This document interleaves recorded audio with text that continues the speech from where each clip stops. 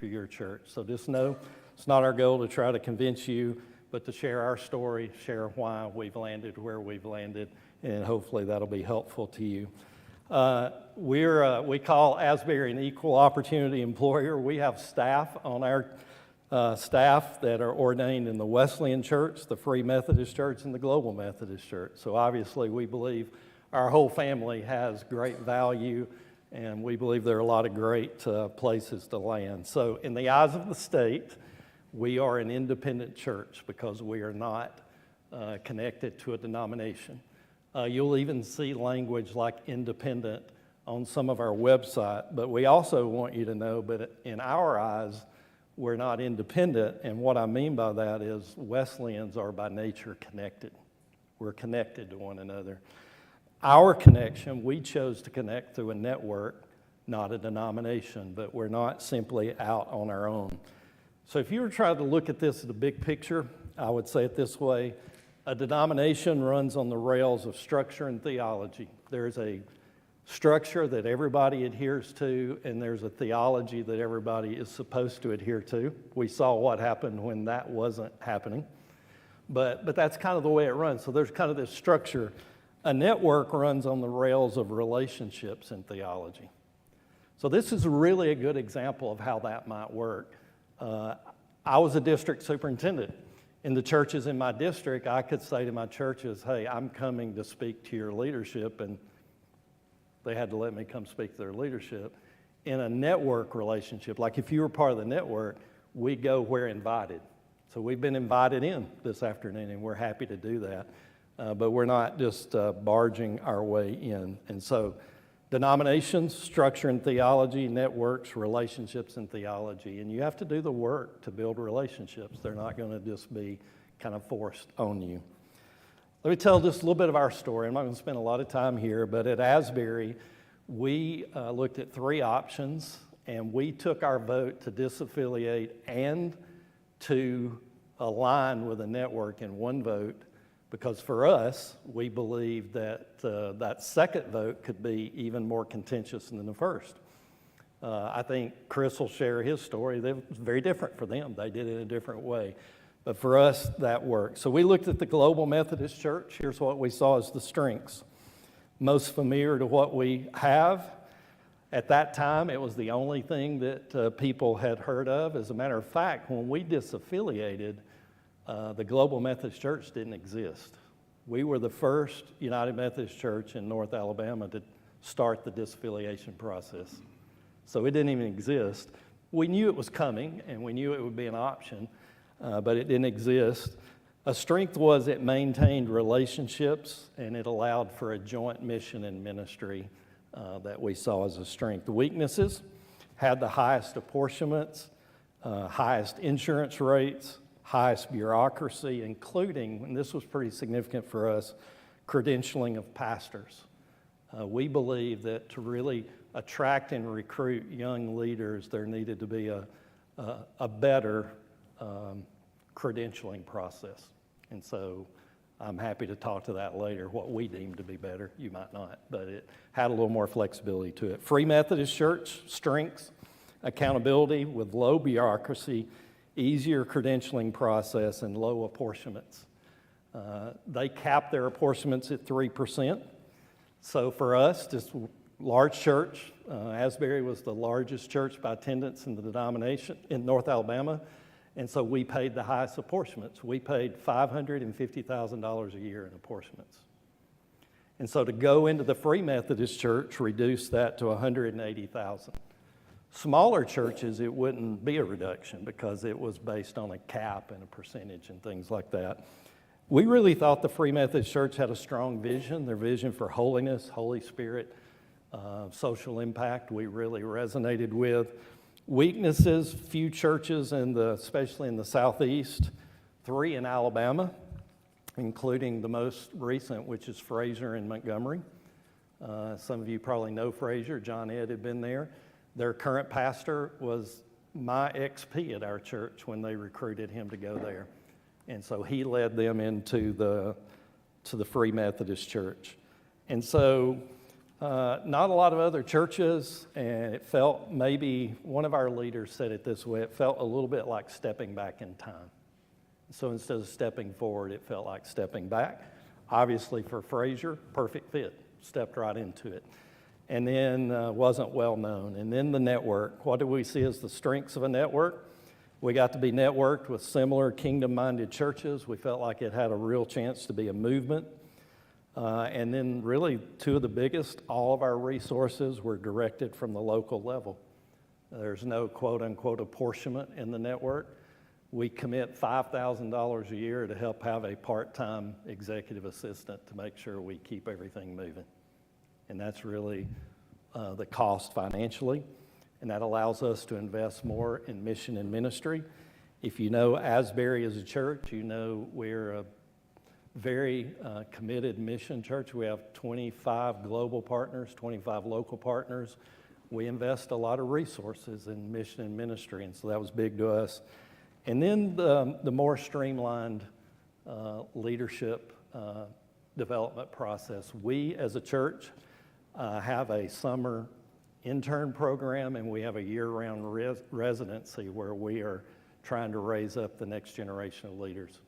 On the phone today with one of our young leaders. She is at Ole Miss, about to graduate, about to start seminary, and she was like talking through the seminary process. Where do you think I should go? And we talked through that. So we're really committed to trying to raise up that next generation of leaders, because there's just not a big pool out there for pastors or staff in a lot of places. So we're committed to that. We felt like the network would help us do that. And if you think about churches today that you think about as kind of the churches on the forefront of leadership, most of those, many of those, are network kind of churches. So we chose network, obviously. Why did we choose that? Well, you heard a couple of those. It had to do with resources. It had to do with leadership, structure, stewardship. Theology is not the only issue we had with the denomination we were in, the UMC. It was a big one, but we felt like apportionments weren't being used the best way they could. We were giving a lot of money in, and we weren't getting a whole lot out of that. There were just other things that we felt like we needed to do. So Alan Hirsch, in his book, Permanent Revolution, says you don't have to be a part of a denomination. Now, I want you to hear this. He's not saying, and I'm not saying, that you shouldn't be, but you don't have to be part of a denomination if you can do four things. These are really important. I would encourage you to really think through these. One, if you can be self-funding. In other words, if you don't need a denomination or somebody to pour financial resources in, then you can do that. Second of all, if you can be self-ordering. And by that, you really think about recruiting staff and especially lead pastor to a church. Can you accomplish that on your own? Third, self-disciplining. And I really speak to this around the idea, if you had conflict in your church, significant conflict, are you capable of handling that without a bishop or a DS coming in and mediating that? If you're not, then a network is not at all the place to be. And then self-evaluating. Can you assess your strengths, your weaknesses, and can you work to be better and stronger and more effective in your mission and ministry? If you can say, we can do those four things, then you're a candidate to be in a network. Doesn't mean you will, but you can. Doesn't mean you should, but you can. But if you can't do those, then you really, I would just simply say, shouldn't even consider a network approach. But if you can, and then it can make sense for you.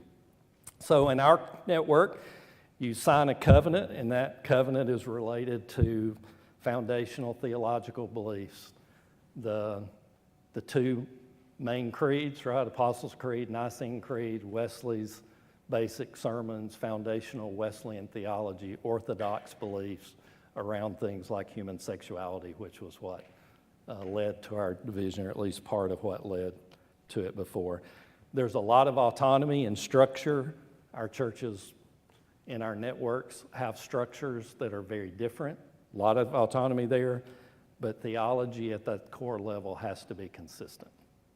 And so you see that. Just for us, I know a number of our churches have moved to what's called a one-board leadership model. We didn't change anything about our leadership structure. We have an administrative board. We have an executive board that's made up of some of the key leaders there. We have finance. We changed SPRC to personnel because not many people today know what a staff parish relations committee is. We changed it to personnel, but that's about the biggest change we made. We changed that name. We kept the structure. It worked for us, and so there wasn't a need to do that. But I know Vestavia Hills and Cove have gone to the one-board model. Chris, maybe, I think they went to the one-board model. The church I planted, Clear Branch, that's what we had from the beginning. Great model. It just didn't make sense for us because what we had was working, and we thought for us it could raise concern that we're just kind of moving way away from where we were. So it wasn't necessary. We did take a 60-person board, and we're down to about 38. It's more manageable, and we've got an executive board that's about 8 laity and 7 staff where we can really do the hard work of getting in a room and debating something at a deeper level. So I think one of the things I heard maybe in the questions that you sent, and I certainly hear this when I speak to churches, is, well, how do we find a pastor, or what do we do in relation to our pastor? And so I'm just going to try to spitball some things for you that may address some of those, and then when we get back to the Q&A, please feel free to circle back or ask other things. So I'm 61 years old. I just turned 61. And so, you know, I'm hoping to go to 67, let's say. I don't know. So I've got about 6 more years. So somewhere in the midst of that, Asbury is going to be looking for its next pastor. What's our plan to deal with that? Well, it's really twofold. It's to build on our relationships in the network, reach out to people, say, who do you know? And then it's probably going to end up using a search firm. A lot of churches today, I can point you to countless large churches, Mount Pisgah in Atlanta. I can just point you to a lot of them. So even in the UMC and even in the GMC, I'll simply say this: the pool of great leaders or good leaders or effective leaders just isn't huge. So wherever you land, whether it's a network or denomination, finding those people is just not easy. It's just not the easiest thing. So we assume relationships, and we will probably end up hiring a search firm to help us navigate that. Who will make that decision for our church? Or what if I went off the rails and they needed to discipline me? What does that look like for our church? I said everything basically stayed the same for us. One thing that did change is that executive board I talked to you about. 8 lay persons, 5, 6 of our senior staff, they will be the people who vote on and select the next lead pastor. So it's a little larger group than just the SPRC or personnel, but it's not a congregational vote, right? We haven't moved to that. And in addition to that, remember when I said networks are relational, we will invite in 2 Foundry Network lead pastors to be part of that so they can bring outside perspectives. So they have view, they have voice, and they have vote, but it's just 2 votes to tack on to about 15. So in my opinion, there were benefits to a bishop and a DS being able to come in and bring some outside perspective. Now, there were plenty of downsides that we can look at, but there were strengths to that. So we're trying to navigate that by letting a couple of pastors come in, and that's the same group that would handle any kind of any disciplinary action related to the lead pastor. So that's kind of how we've set that up. What do we require if you're going to sit in the lead seat? Do we require a Master's of Divinity? The answer is no.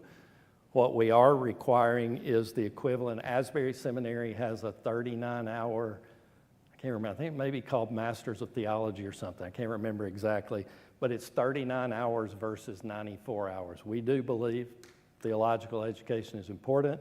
It needs to be from a Wesleyan background. And that's the way we've kind of handled that. We've got numerous people on our team now that are going for this degree. And we've just recently done a market survey for all staff positions, so we kind of know what we think they'll need to pay for the next lead pastor and every other staff position we have. And let's see, there are a couple others I'm going to look through. There are a couple of pastors in the Foundry Network that when they disaffiliated, they entered into a contract with their church. We haven't done that. I haven't done that with our church. So they could say tomorrow for me to go. I hope they wouldn't do that. I don't think so, but they could. And but some are doing that. And everybody else, it's, personnel team, SPRC manages them. Well, no, we're going to do Q&A at the end, but I think this is usually pretty important to folks. Is there anything that just immediately you go, I need you to speak to this related to finding pastors or assessing pastors? Anything that you're thinking right now that I didn't get to? Now, you'll have a chance to get back to it in a minute, but I just wanted to see. All right? Talk a little bit about the scope of the Foundry, how many churches are Yeah. in it, some of that history. Sure. Yeah, that's the last thing I have here, Foundry Network and Forge Network.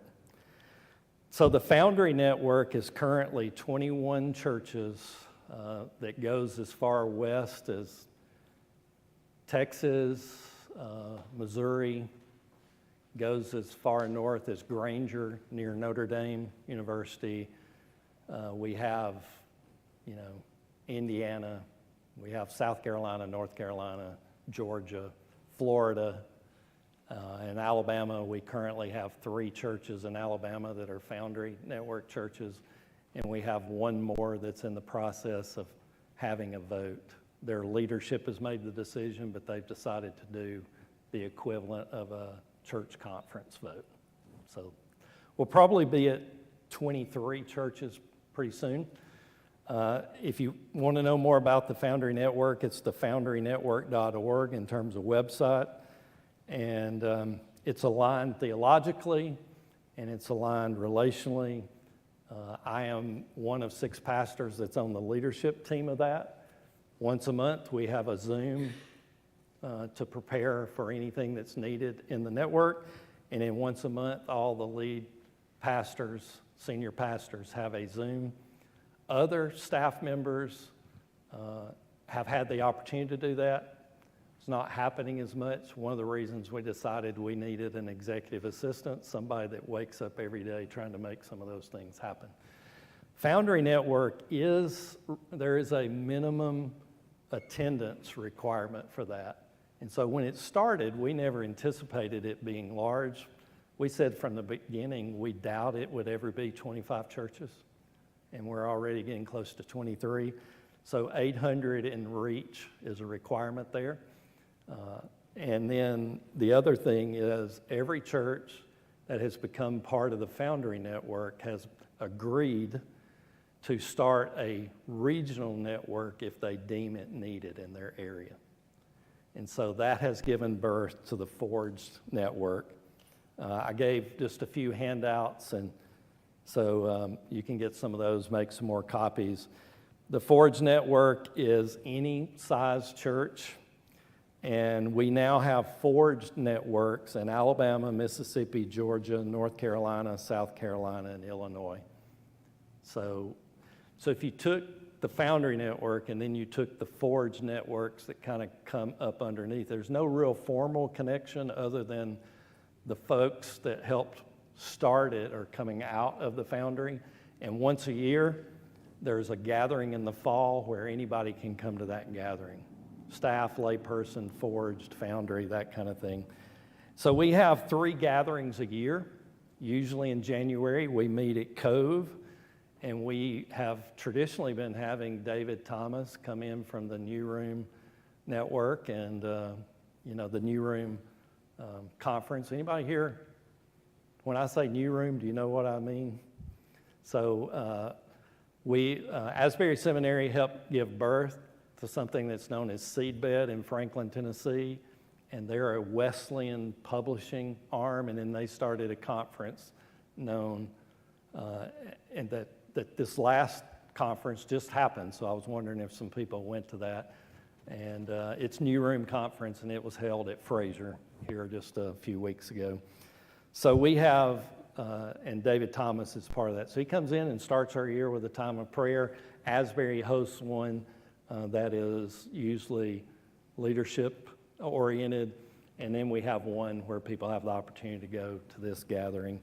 And then on top of that, the lead pastors have a monthly Zoom. And then once again, back to something you've heard me say before, when invited, we come in. So I don't know, some good examples. When Latham was looking at their disaffiliation process, I was invited in to do something similar to this. Three of our churches are led by young leaders, and all their churches are building their first buildings. One of those has finished his first buildings. The other two said, hey, can we come down to your church, and can you give us a tour, and can you help us know what we, it's relational, so it's kind of like you have to ask for it. It's not going to be required.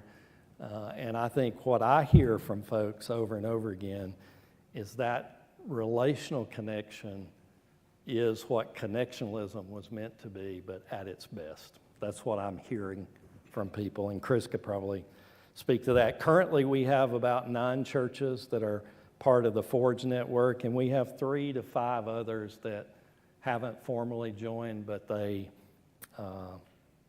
come to our gatherings every year. So most of the time when we gather, there's 50 to 80 people, staff, lay people, that kind of thing from our churches that gather. So that's kind of how the Forge Network works. And you sign a covenant, and that covenant relates to theology and priority.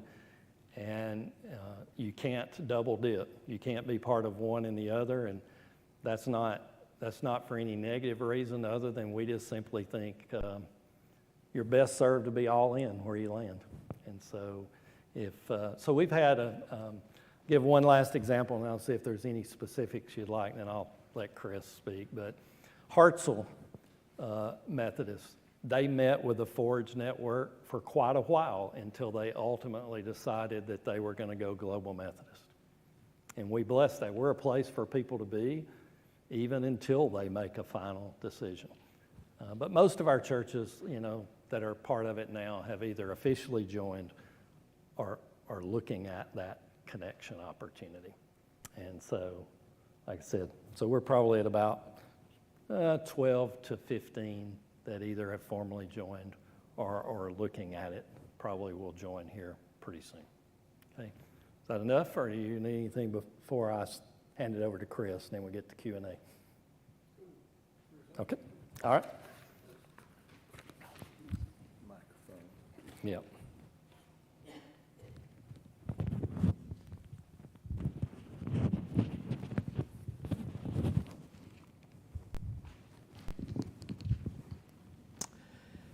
Well, I join Tommy in thanking all of you for the opportunity to come and talk to you tonight. And I want to say before I share about Latham, I sort of feel a connection to this church in that I wouldn't be standing up here in front of you if it weren't for the walk to Emmaus. Alabama Emmaus Walk 319 changed my life. And I used to be a general contractor for a long, long time. And God called me to be a pastor after that. Marshall and Rosemary Louie were working on that walk. Marshall was one of my roommates on Alabama Emmaus Walk 319. So I'm beyond grateful for that. I am the pastor at Latham Church in South Huntsville in a very unusual way. It doesn't happen very often. When I first graduated from seminary, I was appointed to Latham as the associate pastor and served there for 3 years, and then went down to Randolph County, Roanoke first, and I was the senior pastor down there for 5 years. Then I've been back at Latham as the senior pastor for 4.5 years. Not long after I got back is when prayer and discernment started for Latham, and I have to admit that it was it was a contentious process for us. We got 12 people to be on our prayer and discernment committee.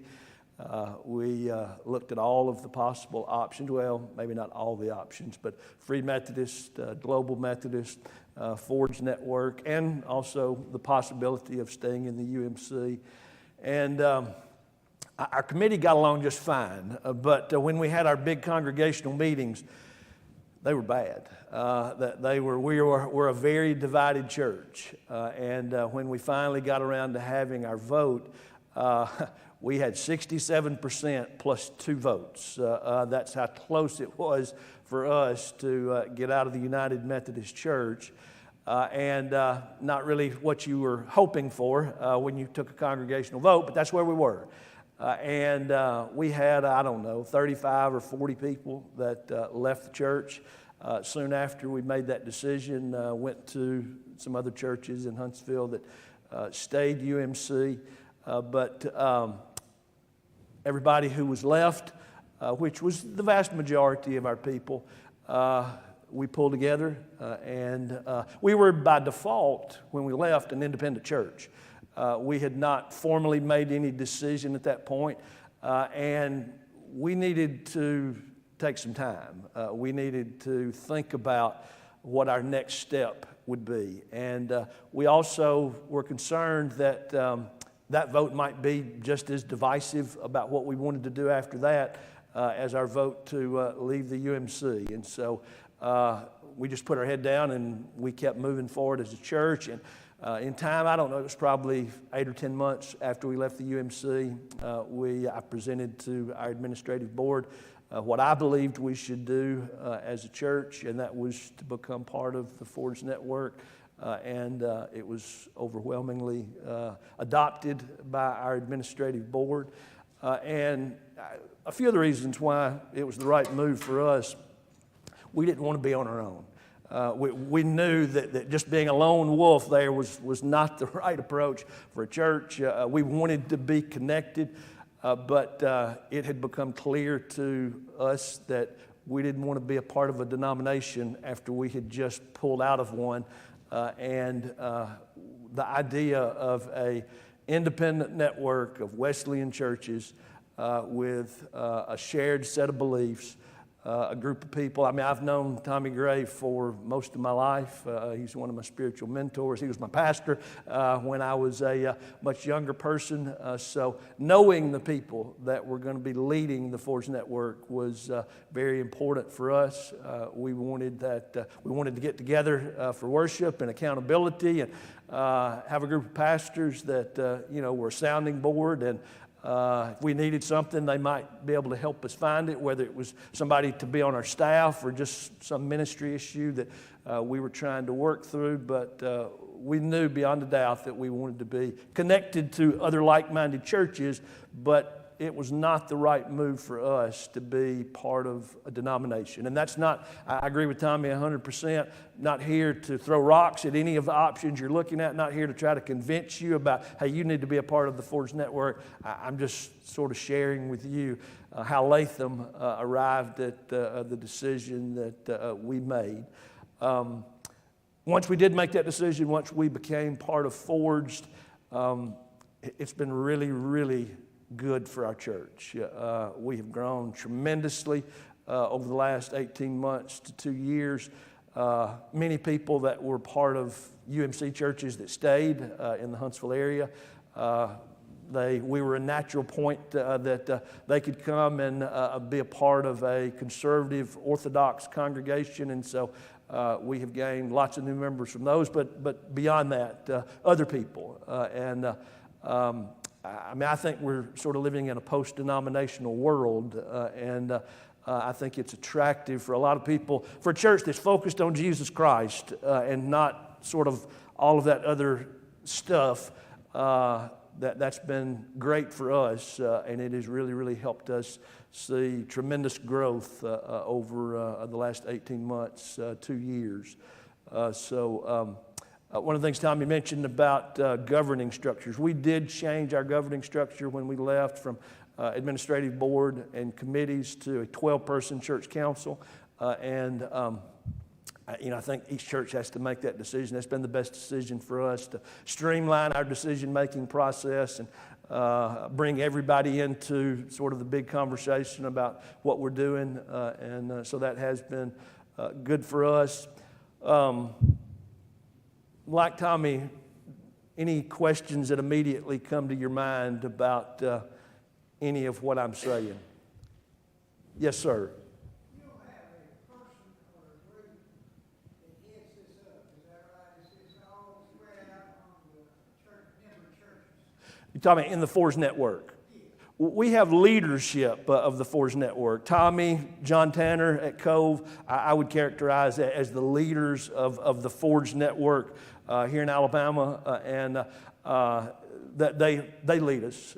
We have a common set of beliefs, that covenant that we've signed, that we're going to honor those things, and if a church doesn't honor those things, they'll be asked to leave the network. But Tommy and John don't have authority over us and we don't send any money into the Forge Network. That was one of the things that for us, being part of a network of independent churches, all of our time and energy and resources as a local church, we get to use those right where we are. And I think Tommy said something about, in the UMC, it felt like for a long, long time that, the local church was supporting the denomination and not the other way around. And we get to use our time and resources and energy for the ministry of the local church.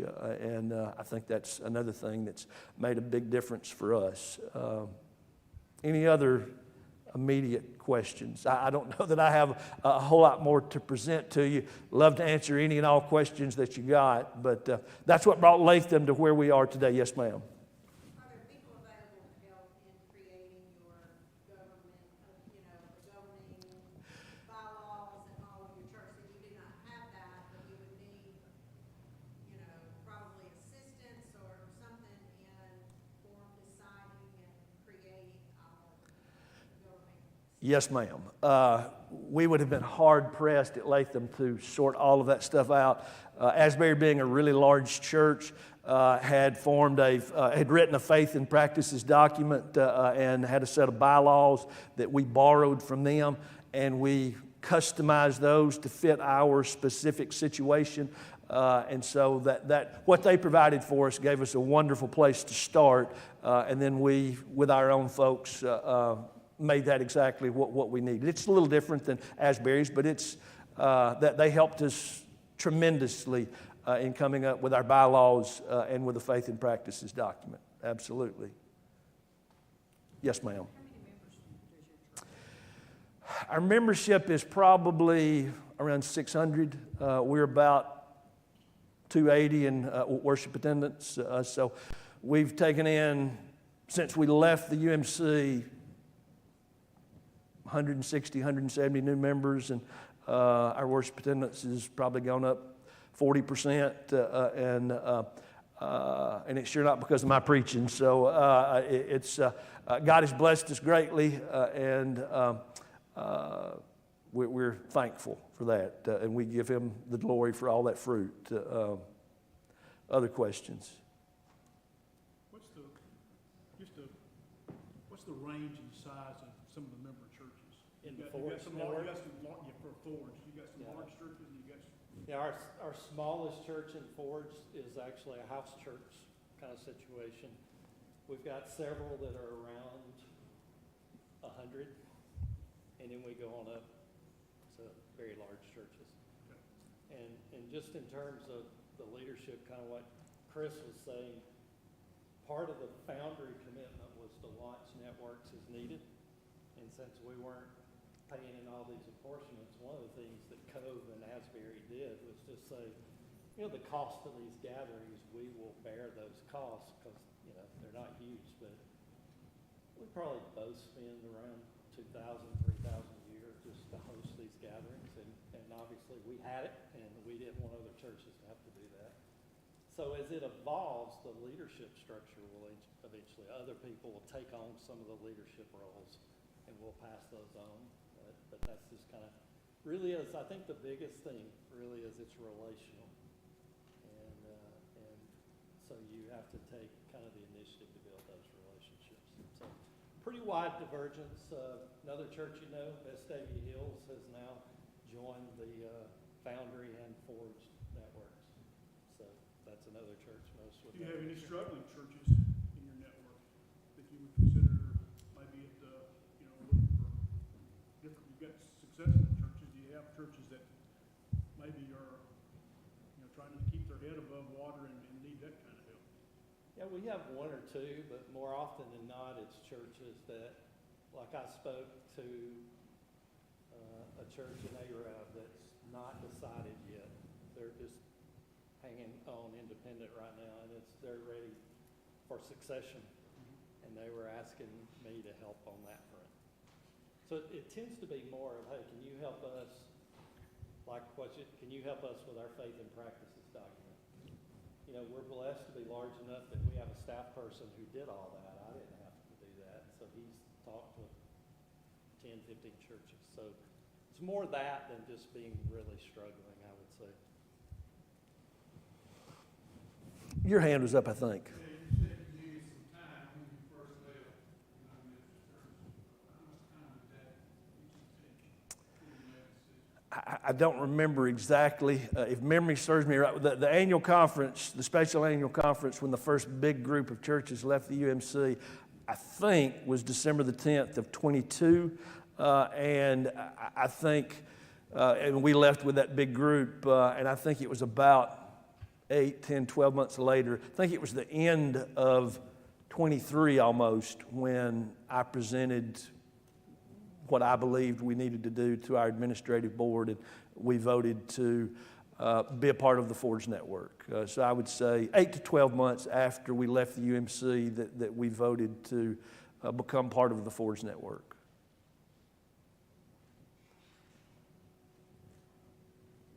What do you feel like, you got success, what's the value added of your church being in the Forge Network? What do you see as some of the things that they provided or the relationships provided you to be stronger?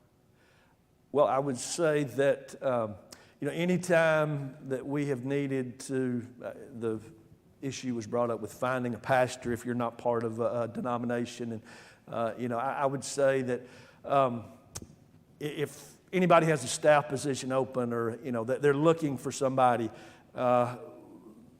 all of the senior pastors, talk regularly. We have a Zoom call every month, as Tommy mentioned, and, they can be a wonderful resource to, Tommy knows a whole lot more people in ministry than I do, and, might suggest somebody for me to call. So that they help when you're trying to find somebody, whether it's a pastor or somebody else on your staff.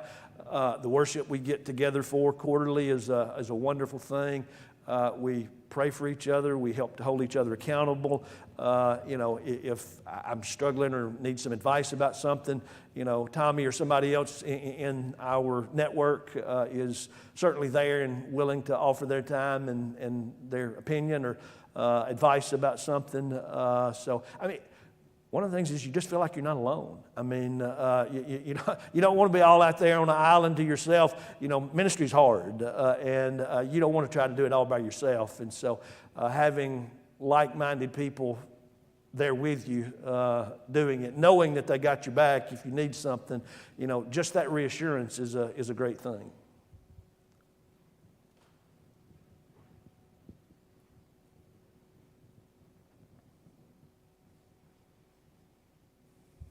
We were talking about credentialing. Something we may not be familiar with is the idea that when we get a pastor in terms of who ordains them, who credentials them, how does that work as an independent church? I'll get this and I'll come right back here. No problem. Okay. Yeah, our credentialing process is, there is no network credentialing. Each church makes a decision about that. So each church either ordains their pastors, or like I said, we've got 3 on our team that were ordained in other places. So we came up with our requirements, which involves questions and interviews by the executive board, by myself. It requires a certain level of education, and then we will have an ordination service. I've been blessed to participate in two other churches, Cove and Vestavia Hills. I assisted in their ordination service. We haven't had one yet, but we're about to. We've got two of our staff members, our pastors, who are graduating in the next year, and we will have ordination services for them this next year as they go through that process. So that is different. There's no requirement from a denominational perspective. Now, we talk a lot because we do want to have similarity, like at the foundry level. We want to have enough similarity so, we could, I could pick somebody from one of the other foundry churches might come into Asbury or Ford. So we try to have enough similarity, but that's not required. Yeah. Yes. You were talking about one of your churches being a home church, Yeah. and also about all the mission work that you do out in the world. Has anyone committed to any local churches for birthing churches or helping churches? I know one of the requirements you said you need to be financially able to do it, but has anyone from your organization actually helped establish churches or help churches that are wanting to grow? Yeah. Let me take that kind of in three phases. The Foundry or Ford's network to this point have not planted a new church. However, churches within the network, like ourselves, are like Brian Collier at the Orchard.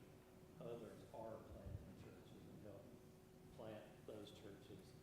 And we've helped, we've raised some funds for a church or two that's been planted and kind of supported that way.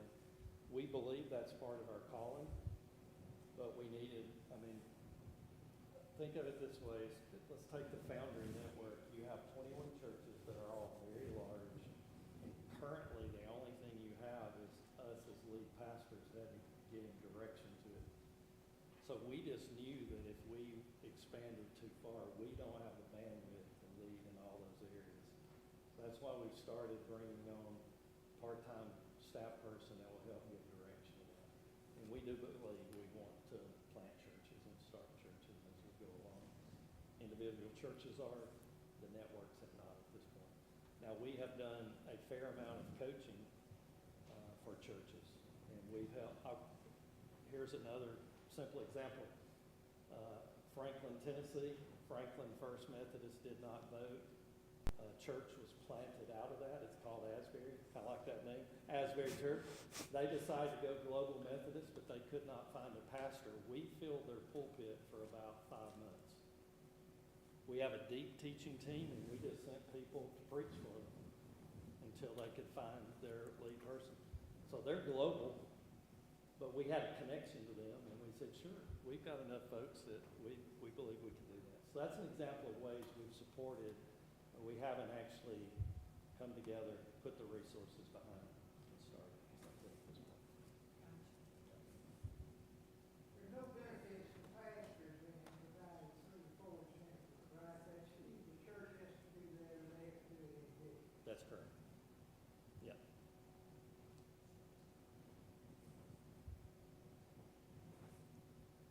Anything else? When you left the United Methodist Church, you had a lot of relationships with other people that left at the same time that became the global church. Yeah. How would you characterize the relationship between the Foundry and the global and your relationships with those folks, and how do you see that relationship? That's a great question. The vast majority of the, I don't know if everybody heard that, but how are the relationships between like Global Methodist Church and Foundry and that kind of thing? It's twofold. There was some tension at times, just to be honest. There were, everybody was trying to figure it out, and got some good friends that I had some tension with. It did not rupture or fracture relationships. It's just some of that happened. But and I never remember their terminology, and that's my bad. But what used to be a district superintendent, it's something Presiding elder. Presiding elders. I've been in an accountability group with 5 other pastors for close to 40 years now, and 2 of those pastors are presiding elders in the Global Methodist Church. So the vast majority of the relationships stay intact. They're strong. They're good. There was enough tension developing that there was a meeting in Houston of some key leaders of our network, another network that's forming in the Global Methodist Church, just to kind of iron things out and say the worst thing in the world would be that we had some kind of division that carried out into the world. So let's make sure we're all speaking well of each other, we understand each other. And so the honest answer, when anything's birthed, sometimes there's some tension. We work through that, and we've had a summit, so to speak, to say we're going to speak well of each other. We're praying for each other to do well. And I don't personally have any tension with any of those pastors at this point. We're praying and supporting one another for the good of the kingdom.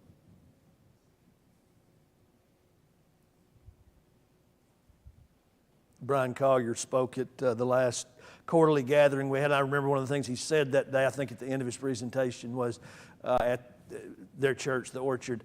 I don't know if it's their policy or whatever, but he said what's good for the kingdom is good for our church. And I'd say what's good for the kingdom is good for the Forge Network. We want to see God's kingdom grow. And if it's y'all going with the GMC or going with the Forge Network or anything else, we're all in this together.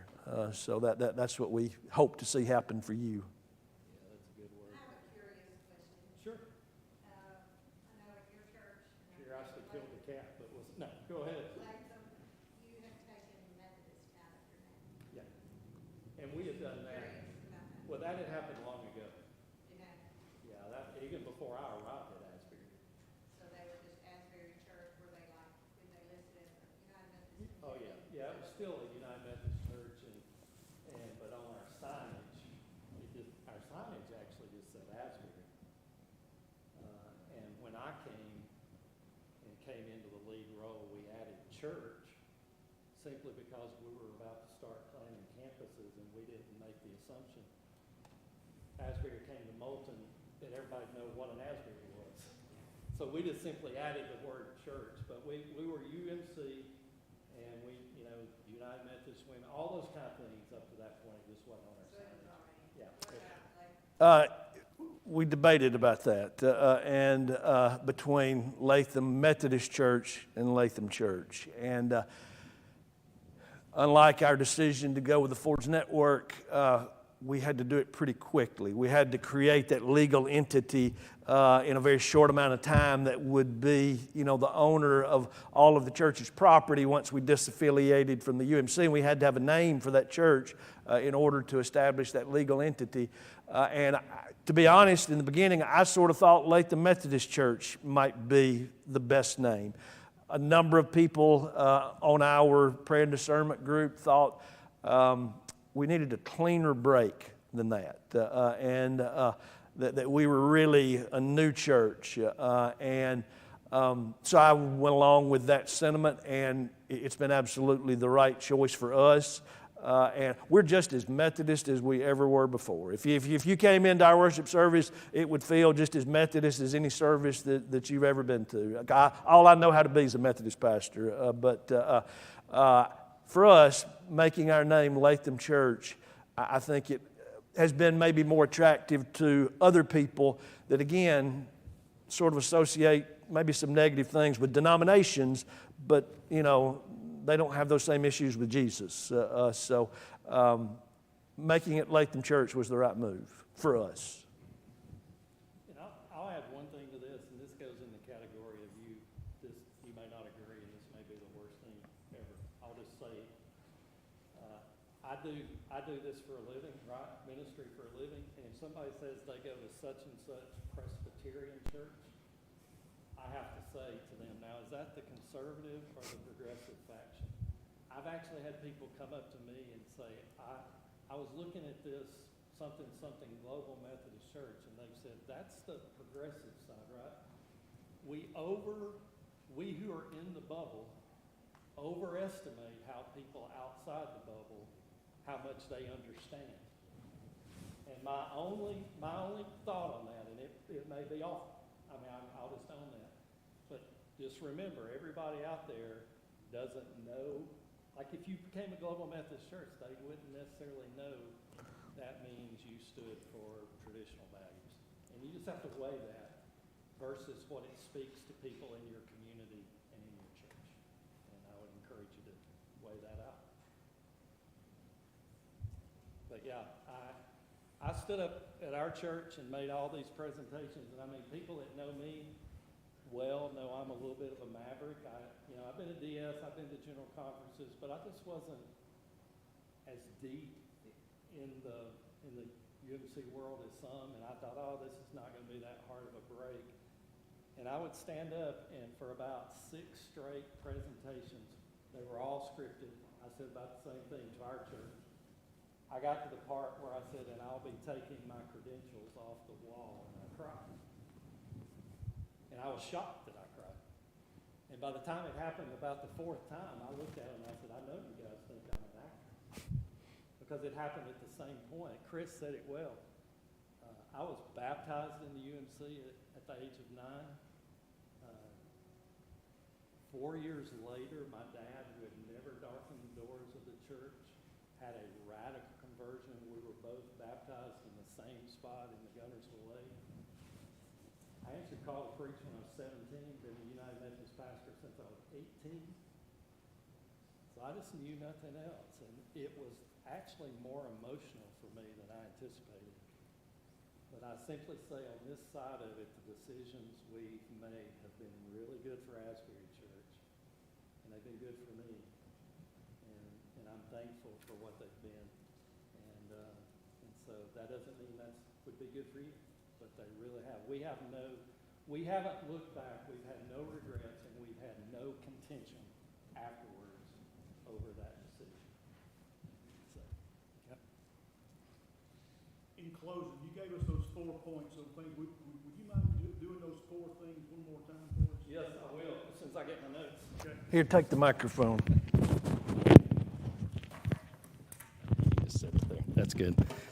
Yeah, these 4 things come from a book by Alan Hirsch called Permanent Revolution. And if my notes are correct, it's on page 232 of that book. But he's talking about movements, really, versus, bureaucracies.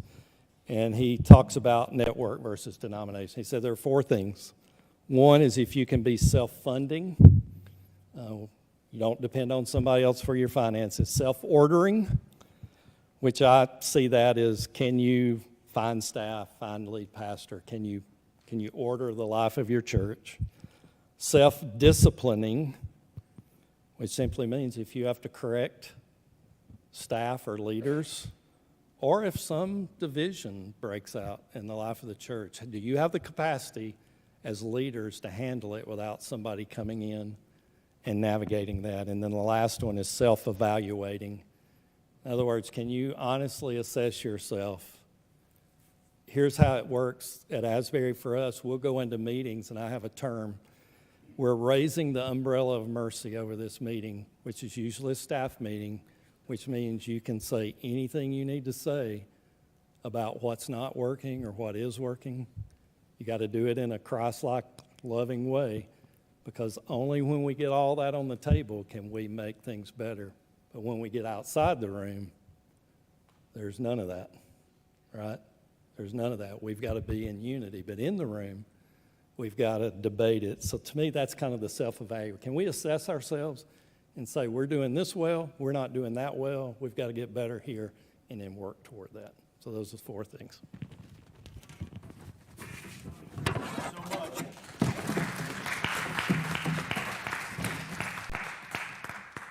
I've got copies here. I don't know that we've got enough to go around, but I've got some extras that we'll make copies for and put them out here for others. But here's some I'll put right up here, and grab one if you want to,